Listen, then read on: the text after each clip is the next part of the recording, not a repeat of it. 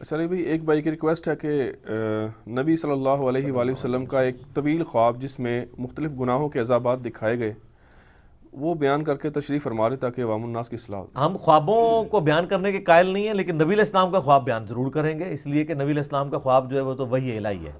بخاری مسلم دونوں کی متفق علیہ حدیث ہے کہ خواب نبوت کا 46واں حصہ ہے، اور شروع میں نبی علیہ السلام کو اچھے اچھے خواب آتے تھے جس کے ذریعے آپ پہ وحی نازل ہوتی تھی۔ یہ بات یاد رکھیں کہ نبی کا خواب جو ہے وہ وحی ہوتا ہے، نبی کے خواب میں شیطان کو دخل نہیں ہوتی۔ حتیٰ کہ آپ دیکھتے ہیں سورہ الصافات میں آتا ہے کہ ابراہیم علیہ السلام کو خواب میں اشارہ ہوا تھا، انہوں نے کیا کہا کہ میں دیکھتا ہوں کہ بیٹے میں تجھے ذبح کر رہا ہوں۔ اب ایک انسان کو قتل کرنا تو بہت بڑا جرم ہے، اور جب نبی یہ خواب میں دیکھ رہا ہے تو اس نے اس کو شیطانی خواب نہیں سمجھا، وہ سمجھ گیا کہ یہ تو میرا خواب ہے، یہ رحمانی خواب ہے اور اللہ نے مجھ سے ڈیمانڈ کی ہے۔ وہ علیحدہ بات ہے کہ جب وہ بالکل چھری لے کے پہنچے تو اللہ تعالیٰ نے فرمایا کہ بس یہیں تک لے کے آنا تھا تجھے، تیری قربانی قبول ہو گئی ہے، اس کی جگہ مینڈا اللہ نے نازل کر دیا۔ اتنا بڑی ایگزیکیوشن انہوں نے کر دی ہے۔ سب سے بڑی ایگزیکیوشن خواب کی بنیاد پہ یہ ہو سکتی ہے نا کہ کوئی بندہ مار دو، اس تو وڈی کوئی ہو سکتی ہے؟ کیونکہ قرآن تو کہہ رہا ہے جس نے ایک انسان کو ناحق قتل کیا پوری انسانیت کو قتل کیا۔ یہ نبی میں کانفیڈنس کہاں سے آتا ہے کہ اس کو پتا ہے کہ مجھے وحی الہی سے ہی بتایا جا رہا ہے۔ قرآن بھی اس بات کا ثبوت دیتا ہے کہ نبیوں کی وحی میں شیطان کو دخل نہیں ہے۔ تو نبی علیہ السلام کو بھی کئی چیزیں خواب میں دکھائی جاتی تھی، کئی لوگوں کا عذاب دکھایا جاتا تھا۔ یہ آپ کو کتاب التعبیر چیپٹر پورا ملے گا اس کے اندر صحیح بخاری میں، تقریباً 60 احادیث خوابوں پہ ملیں گی، اور تقریباً آپ کو 90 کے قریب احادیث کتاب الرؤیا چیپٹر صحیح مسلم کا اس میں ملیں گی، اور آپ کو مشکات میں بھی یہ دوسری جلد میں آپ کو اینڈ پہ جا کے نا چیپٹر آتا ہے خوابوں والا، اس میں آپ کو یہ والی حدیث مل جائے گی۔ ہاں یہ دیکھیں نا، کتاب الرؤیا نام رکھا ہے انہوں نے، اس میں آپ کو نا پہلی فصل میں بھی آپ کو یہ حدیث ملے گی، دوسری فصل میں بھی ہے۔ ہاں جی یہ حدیث بھی ورڈ بائی ورڈ میں پڑھ کے سنا دیتا ہوں آپ کو، تاکہ یہ صحیح بخاری میں حدیث ہے 7048، اور مشکات کے اندر جو میرے ہاتھوں میں 4621 ہے بخاری کے ریفرنس سے۔ سیدنا سمورہ بن جندب رضی اللہ تعالیٰ کہتے ہیں کہ جب رسول اللہ صلی اللہ علیہ وآلہ وسلم نماز پڑھ لیتے تو آپ صلی اللہ علیہ وآلہ وسلم اپنا رخ انور ہماری طرف کر لیتے اور فرماتے آج رات تم میں سے کسی نے کوئی خواب دیکھا ہے؟ راوی کہتے ہیں کہ اگر کسی نے خواب دیکھا ہوتا تو وہ آپ علیہ السلام سے بیان کرتا، اور آپ صلی اللہ علیہ وآلہ وسلم جو اللہ چاہتا اس کی تعبیر بیان فرما دیتے۔ نبی علیہ السلام کی خواب کی تعبیر بیان کی ہوئی تو اتھینٹک ہے، باقی تو اندازہ ہی ہے نا۔ تو پھر آپ صلی اللہ علیہ وآلہ وسلم نے ایک روز ہم سے پوچھا کیا تم میں سے کسی نے کوئی خواب دیکھا ہے؟ ہم نے عرض کیا نہیں، تو آپ صلی اللہ علیہ وآلہ وسلم نے فرمایا لیکن میں نے آج رات ایک خواب دیکھا۔ تو آپ علیہ السلام یعنی فجر کے بعد صحابہ کی طرف متوجہ ہو کے ان کے خواب سنا کرتے تھے، پھر تعبیر بیان کیا کرتے تھے۔ یعنی ایک دن کسی نے خواب نہیں دیکھا، وہ ظاہر ہے وہ پھر اللہ نے ہی وہ معاملہ کیا کہ کسی کو بھی خواب نظر نہیں آیا، کیونکہ اس دن اپنے نبی کو خواب دکھانا تھا نا، تو باقی دے خواب غائب۔ ظاہر ہے یہ اللہ کی طرف سے پلان ہو رہا ہوتا ہے نا، جب نبی دنیا میں موجود ہوتا ہے نا اس وقت بہت ایکسٹراڈنری واقعات ہو رہے ہوتے ہیں، کیونکہ امت کو دین سکھایا جا رہا ہوتا ہے۔ سر یہ خواب آپ سنیں اور اپنے آپ کو سامنے رکھ کے دیکھیں، اس خواب میں نبی علیہ السلام کو ان کی امت کے گناہوں کے عذابات دکھائے گئے ہیں۔ اللہم اجرنا من النار، اللہم اجرنا من النار، اللہم اجرنا من النار، اللہم من احییتہ منا فاحیہ علی الاسلام ومن توفیتہ منا فتوفہ علی الایمان۔ تو نبی علیہ السلام فرمایا میں نے 2 آدمی دیکھے۔ اب یہ آدمی کون تھے؟ کوئی فرشتے تھے، تو اینڈ پہ پتہ چلے گا یہ کون تھے۔ ابھی آپ صرف اس کا سسپینس رکھیں، آپ نے بھی سسپینس رکھا ہے۔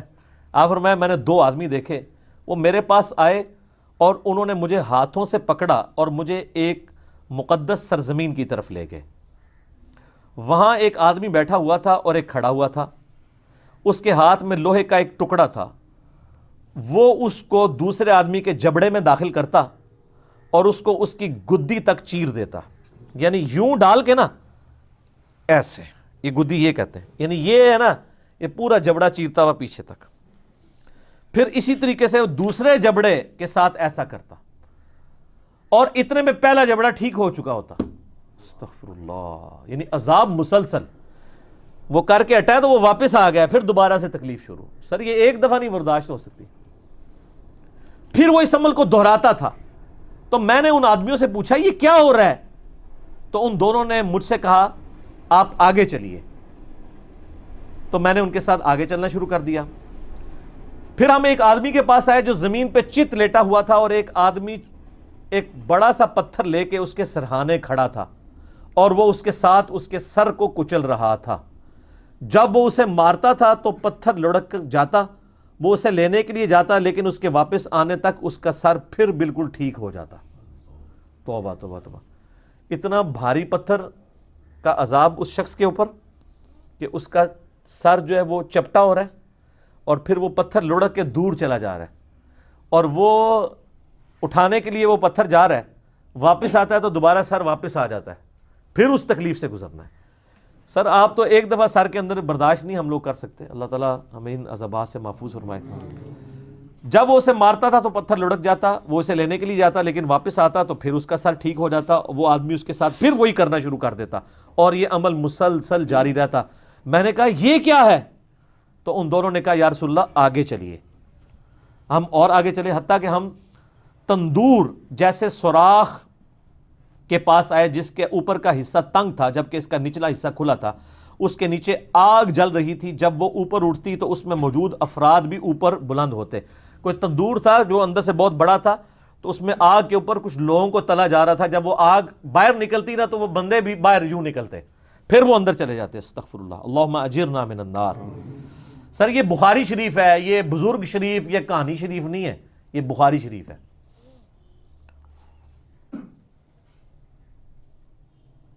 اس کے نیچے آگ جل رہی تھی. جب وہ اوپر اٹھتی تو اس میں موجود افراد کو بھی اوپر بلند کرتی, حتیٰ کہ ایسا لگتا کہ وہ اس سے نکل جائیں گے. اور جب وہ نیچے بیٹھنے لگتی تو وہ واپس چلے جاتے. اور میں نے اس تندور میں چند مردوں اور عورتوں کو ننگی حالت میں عذاب میں مبتلا دیکھا جن کے کپڑے نہیں تھے. میں نے کہا یہ کون لوگ ہیں؟ ان دونوں نے کہا یا رسول اللہ آگے چلے. ہم پھر چلے, حتیٰ کہ ہم خون کی ایک نہر کے پاس پہنچے. وہاں نہر کے سامنے پتھر ہیں. وہ شخص جو نہر میں ہے جب وہ باہر نکلنے کا ارادہ کرتا تو باہر کنارے پر کھڑا آدمی اس کے منہ پر پتھر پھینکتا, اس سے وہ پھر پہلی جگہ پر واپس پہنچ جاتا. یعنی وہ جو خون کی نہر میں عذاب ہو رہا تھا نا اس بندے کو, وہ جب اس سے نکلنے کی کوشش کرتا تو ایک باہر بندے کی ڈیوٹی لگی تھی, وہ اس کو پتھر مارتا, اس کے منہ پہ لگتا, پھر وہ وہاں جا کے گرتا, پھر وہ کنارے سے دور ہو جاتا. وہ جب بھی نکلنے لگتا اس کے منہ پر پتھر مار دیا جاتا, پھر وہ واپس چلا جاتا. میں نے کہا یہ کیا ہے؟ تو ان دونوں نے کہا یا رسول اللہ آگے چلیے. ہم آگے چلے, حتیٰ کہ ہم سرسب شداب باغ میں پہنچ گئے. اس میں ایک بڑا سا درخت تھا, اور اس کے تنے کے پاس ایک عمر رسیدہ شخص اور کچھ بچے تھے, اور درخت کے قریب ایک آدمی تھا. اس کے آگے آگ تھی جسے وہ جلا رہا تھا. وہ مجھے درخت پر لے گئے. انہوں نے مجھے درخت کے وسط میں ایک گھر میں داخل کیا. میں نے اس سے خوبصورت گھر کبھی زندگی میں نہیں دیکھا. اس میں بوڑھے, مرد, نوجوان, خواتین اور بچے سب تھے.